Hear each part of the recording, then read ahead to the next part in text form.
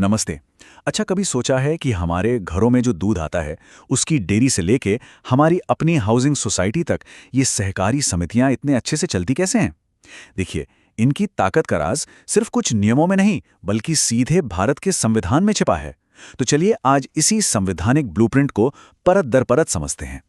तो ये जो हम देख रहे हैं ये है संविधान का भाग 9 ख। और ये बस कुछ कानूनी बातें नहीं है, नहीं, ये एक तरह से एक संवैधानिक वादा है उन लाखों करोड़ों लोगों से जो मिलकर अपना भविष्य बनाना चाहते हैं। ये सिर्फ कागज पर लिखा एक वादा नहीं, बल्कि सोचिए, ये उन हजारों किसानों के लिए एक सुरक्षा कवच है जो अपनी उपज का सही दाम पाने के लिए एक साथ आते हैं। ये एक गारंटी है कि लोगों की सामूहिक शक्ति को एक ढांचा और सुरक्षा जरूर मिलेगी। अब देखिए, कोई भी संगठन हो उसकी कामयाबी के लिए एक मजबूत नींव तो चाहिए ही चाहिए। तो चलिए सबसे पहले यही समझते हैं कि हमारा संविधान एक कोऑपरेटिव सोसाइटी के लिए ये मजबूत बुनियाद कैसे तैयार करता है। अच्छा, किसी भी बड़ी इमारत को बनाने से पहले क्या चाहिए होता है? एक साफ सुथरा नक्शा, है ना? बिल्कुल यही काम करता है संविधान का अनुच्छेद 243 य। ये सहकारी समिति, बोर्ड और सदस्य जैसे शब्दों को बिल्कुल साफ साफ कानूनी तौर पर डिफाइन करता है। अब सवाल यह है कि ये इतना जरूरी क्यों है?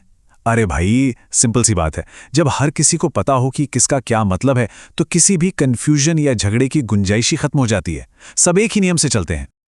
ठीक है, तो परिभाषाएं तो सेट हो गईं। इसके बाद संविधान एक बहुत ही कह सकते हैं कि सीधा साधा प्रोसेस बताता है। पहला कदम है निगमन, मतलब समिति को एक कानूनी पहचान देना। यह बस एक फॉर्मेलिटी नहीं है। इसी कानूनी पहचान के दम पर ही तो समिति बैंक से लोन ले पाती है या कोई कॉन्ट्रैक्ट साइन कर पाती है। दूसरा है बोर्ड का गठन, जो कि समिति का दिमाग है। सारे बड़े फैसले यहीं लिए जाते हैं।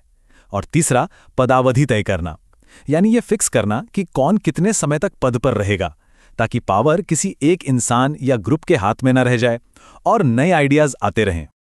चलिए, समिति तो बन गई, लेकिन असली सवाल तो अब आता है, ये चलेगी कैसे? अब हम बात करने वाले हैं सबसे दिलचस्प हिस्से की, इसके मैनेजमेंट की, इसके गवर्नेंस की, और देखते हैं कि कैसे संविधान ने ये पक्का किया है कि इसके अंदर लोकतंत्र की आत्मा हमेशा जिंदा रहे। यहां पे ना संविधान ने एक कमाल का बैलेंस बनाया है। एक तरफ है अनुच्छेद 243 यर्ट, जो कहता है कि बोर्ड के सदस्य चुनाव से ही आएंगे, मतलब असली पावर किसके हाथ में? सीधे सीधे सदस्यों के हाथ में।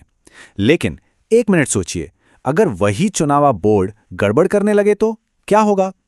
यहीं पे काम आता है अनुच्छेद 243 यर्ट, एक सेफ्टी वॉल्व की तरह। अगर कोई बहुत बड़ी गड़बड़ी या मिसमैनेजमेंट होता है तो बोर्ड को सस्पेंड भी किया जा सकता है, ताकि हजारों सदस्यों का हित सुरक्षित रहे। यह है एम्पावरमेंट और अकाउंटेबिलिटी का एक शानदार कॉम्बिनेशन। देखिए, किसी भी कोऑपरेटिव सोसाइटी की जान क्या होती है? भरोसा। और भरोसा कहां से आता है?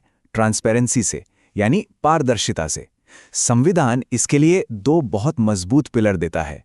पहला, लेखाओं का अंकेक्षण, यानी पैसों का सारा हिसाब किताब बिल्कुल निष्पक्ष तरीके से चेक होगा।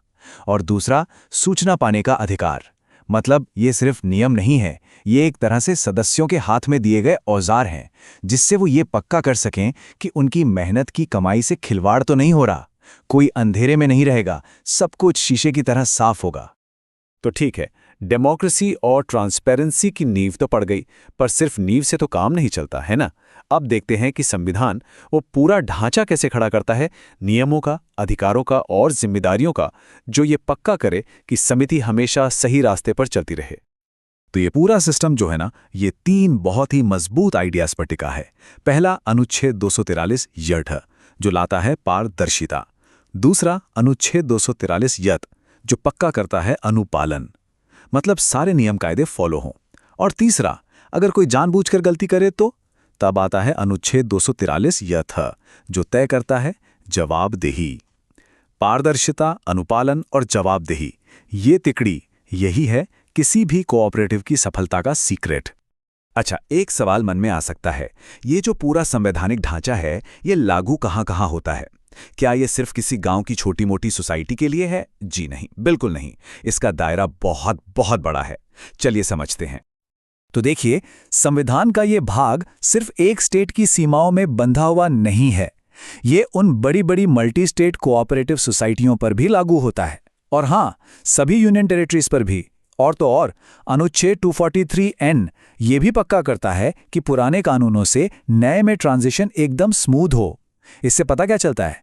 यही कि हमारे संविधान निर्माताओं ने कोऑपरेटिव मूवमेंट को सिर्फ एक लोकल चीज नहीं समझा, बल्कि इसे देश के इकोनॉमिक डेवलपमेंट का एक बहुत जरूरी इंजन माना।